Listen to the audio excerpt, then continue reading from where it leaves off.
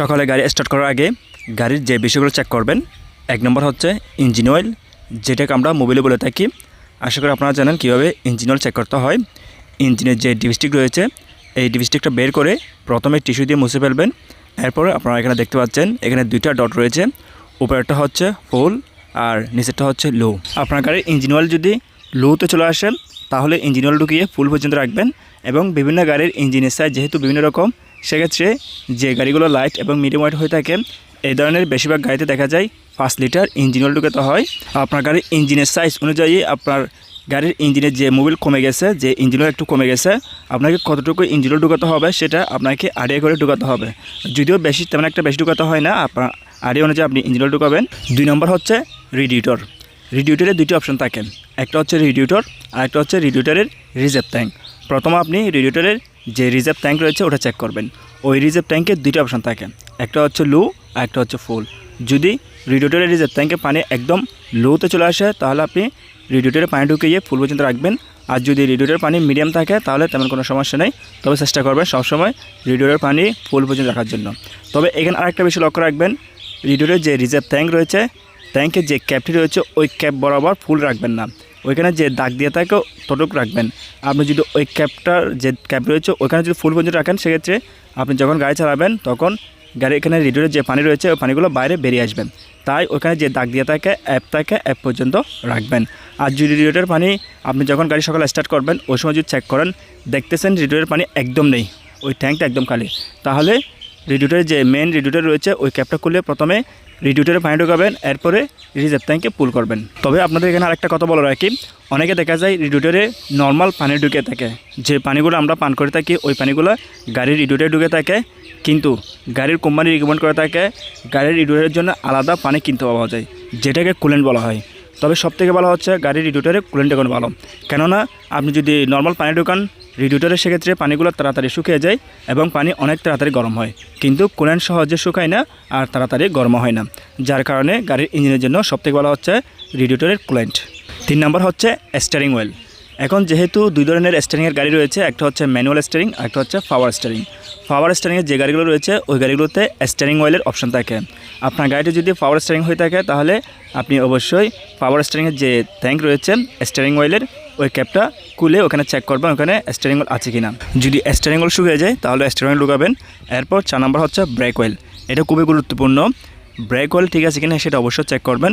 Break অয়েলের ট্যাঙ্কে 2টি দাগ দিয়ে থাকে, একটা হচ্ছে মিনিমাম আর একটা হচ্ছে ম্যাক্স পর্যন্ত ব্রেক অয়েল রাখবেন। যদি ব্রেক অয়েল মিনিমামের নিচে চলে যায় অবশ্যই ব্রেক অয়েল ঢুকিয়ে ম্যাক্স পর্যন্ত রাখবেন, কারণ ব্রেক অয়েলের সমস্যা থাকলে আপনার গাড়ি ভালোভাবে ব্রেক হবে না।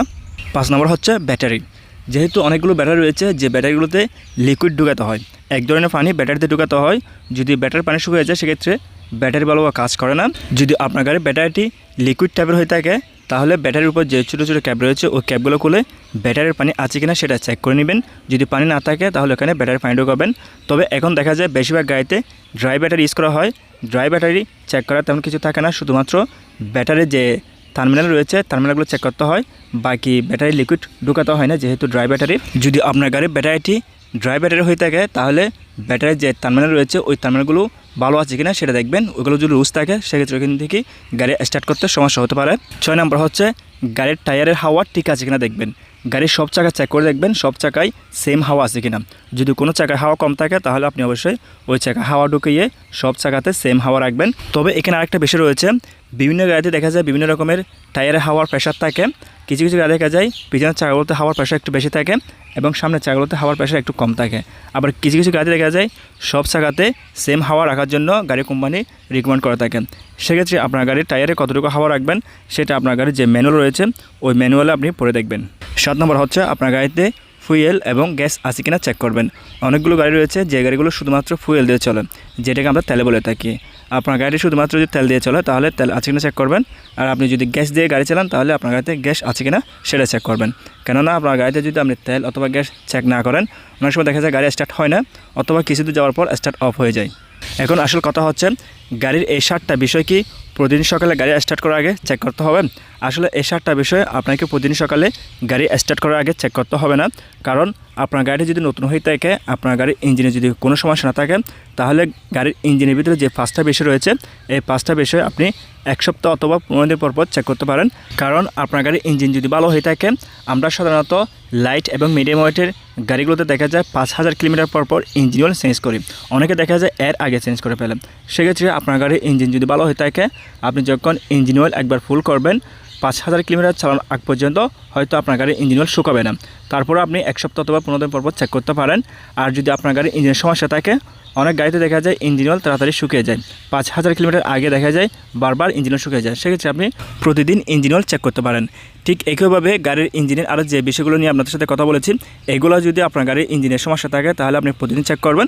আর যদি আপনার গাড়ির ইঞ্জিনের সমস্যা না থাকে তাহলে আপনি এক সপ্তাহ অথবা 15 দিন পর চেক করতে পারেন। এবং এখন বেশিরভাগ গাড়িতে গাড়ির ইঞ্জিনে যদি কোনো সমস্যা হয় সেটা গাড়ির মিটারে শো করে। সেক্ষেত্রে আপনি যখন গাড়ি চালাবেন, সকালে গাড়ি স্টার্ট করবেন, আপনার গাড়ির মিটারে কোনো ওয়ার্নিং লাইট শো করতেছে কিনা সেটা লক্ষ্য রাখবেন। গাড়ির ইঞ্জিনের বাইরে যে দুটো বিষয়ের কথা বলেছি, একটা হচ্ছে তেল এবং গ্যাস, আর একটা হচ্ছে গাড়ির টায়ার প্রেশার। এই দুটো বিষয় অবশ্যই প্রতিদিন চেক করবেন।